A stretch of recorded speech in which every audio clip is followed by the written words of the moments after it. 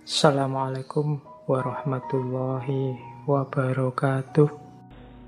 Cerita kedua, ini ceritanya Nasruddin waktu dia jadi qadhi di pengadilan. Ini banyak dipakai di cerita-cerita humor, tapi sebenarnya maknanya dalam. Jadi waktu ada kasus, Nasruddin yang jadi hakimnya. Yang pertama nuntut jaksanya.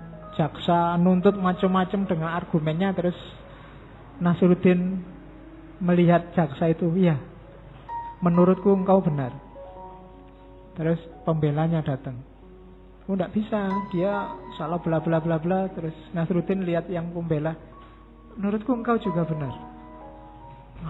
Terus dua-duanya komplain, lah kok bisa, saya benar dia benar, kan harusnya satu benar satu salah. Kau juga benar ngomong gitu.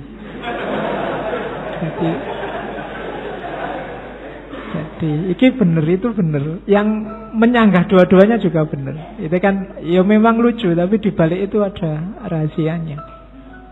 Itu di catatan saya,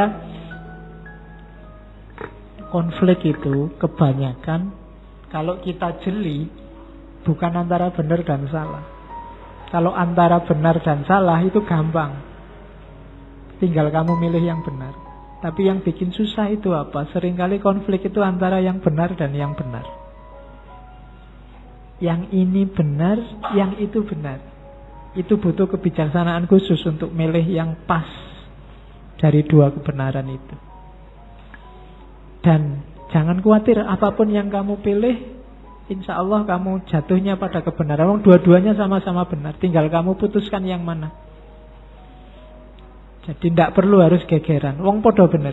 Kamu milih calon A, ya bener wong dia mencalonkan diri dan kamu pilih. Kamu milih calon B juga begitu. Tidak ada yang salah. Jangan membuat kesalahan baru dari dua hal yang sebenarnya sama-sama benar. Itu filosofinya. Yang kedua, bagi saya, hati-hati kalau memutus karena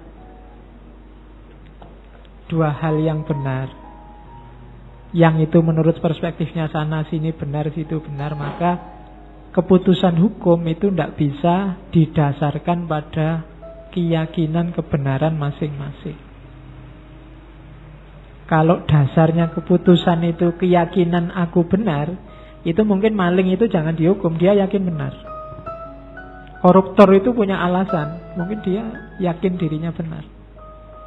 Maka tidak boleh menghukumi dengan dasar, aku yakin benar kok. Di situ gunanya hakim yang tidak bisa sembarangan. Dan yang ketiga, kenapa orang protes tadi? Nasruddin bilang kau benar, ini benar, itu juga benar. Karena biasanya orang mengharapkan kebenaran itu satu tunggal utuh, tidak ada tandingannya, ideal. Dan dalam hidup agak mimpi kita untuk ketemu yang semacam itu. Susah loh nyari kebenaran yang sempurna ideal itu. Jadi disindir oleh Nasruddin, loh itu ya benar, ini juga benar. Engkau yang komplain juga benar. Masing-masing ada sisi kebenarannya sendiri-sendiri. Jadi anekdot ini ada rahasianya, maka pakailah anekdot ini untuk kalau ada orang berkonflik. Jadi biasanya ya rata-rata ya semuanya benar, cuma keputusannya tidak pada keyakinan kebenaran masing-masing.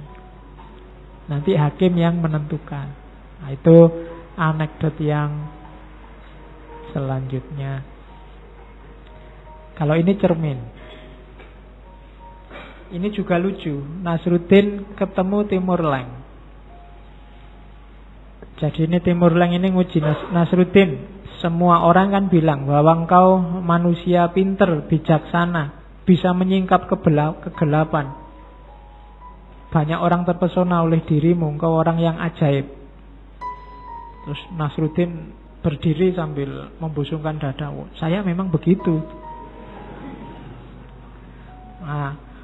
Rojone ini mangkel melihat kesombongan Nasruddin, dia jadi marah.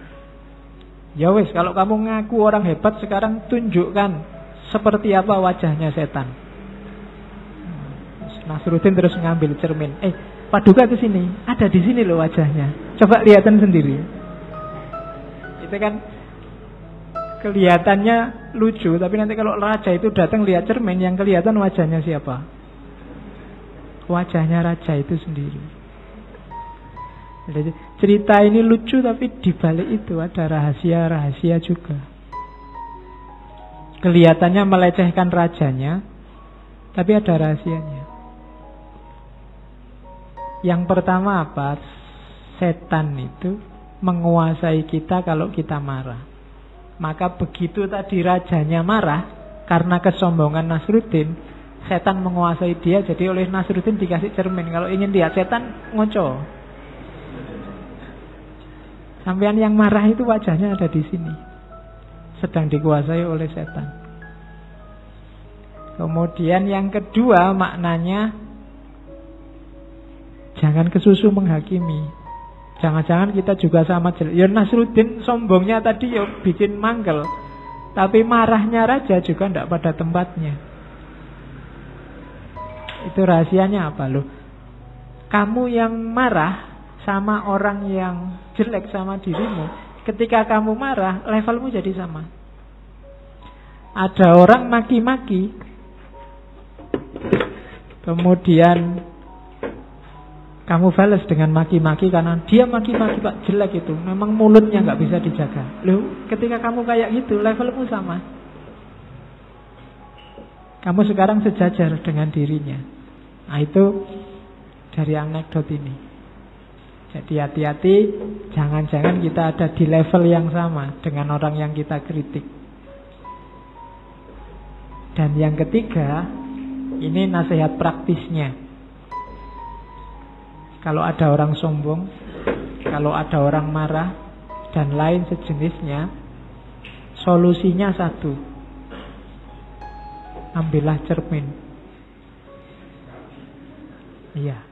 Kalau kamu lagi marah, kalau kamu lagi sombong, kalau kamu merasa sedang melakukan kejahatan-kejahatan hati, bercerminlah. Bercerminlah itu maksudnya muhasabahlah. Lihat kembali dirimu. Itu makna dalamnya. Jadi kalian kalau besok ada tugas untuk khutbah Jumat, ambil satu anekdotnya Nasruddin, terus ceramahmu pakai materi itu. Karena ternyata maknanya dalam. Kelihatannya lucu, tapi di balik itu makna. Kalau semula kan kalian membacanya cuma lihat lucunya saja. Tapi ternyata di balik yang lucu itu maknanya dalam. Ada lagi yang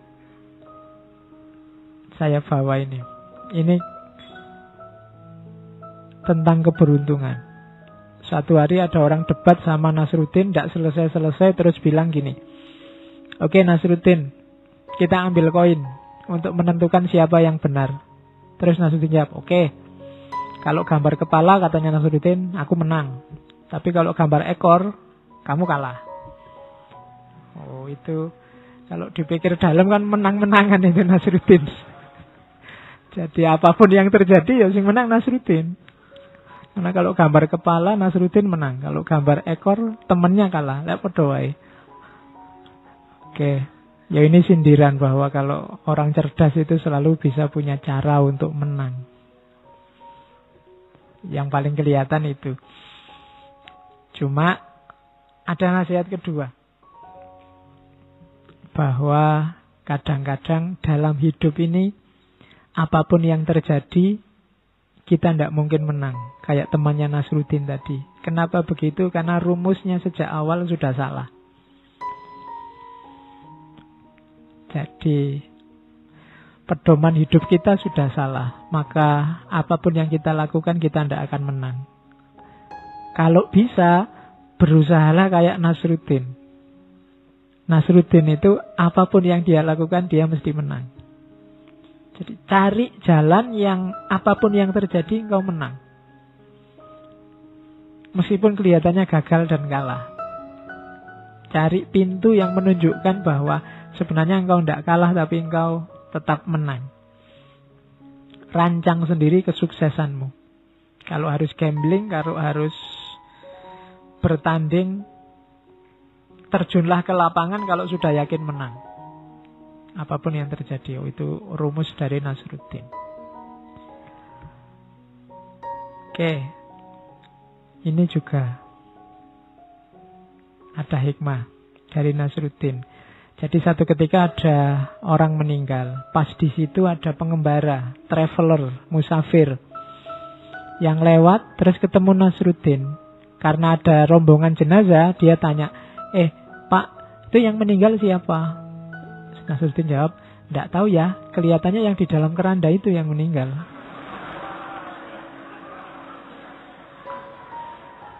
Nah ya, itu kan lucu. Ya yang jelas rahasianya yang pertama, ya Nasruddin jujur. Ya dia taunya itu, tidak tahu detailnya.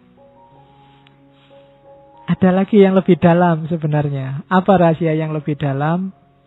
Kalau orang sudah meninggal, identitas dan status saat ia hidup tidak penting lagi. Apakah itu yang meninggal Pak Lurah, apa Pak RT, Pak RW, apakah yang meninggal Presiden, tidak penting lagi. Statusnya sudah sama sekarang, jenazah. Ada yang lebih dalam lagi, yang ketiga. Itu tadi kan dia musafir, bukan orang situ. Meskipun Nasruddin ngomong yang meninggal Abdullah, yang meninggal Nasruddin, yang meninggal siapapun, dia ya tidak kenal, wong dia bukan orang situ. Jadi pertanyaannya sudah salah. Apa untungnya dia tahu wong dia bukan orang situ?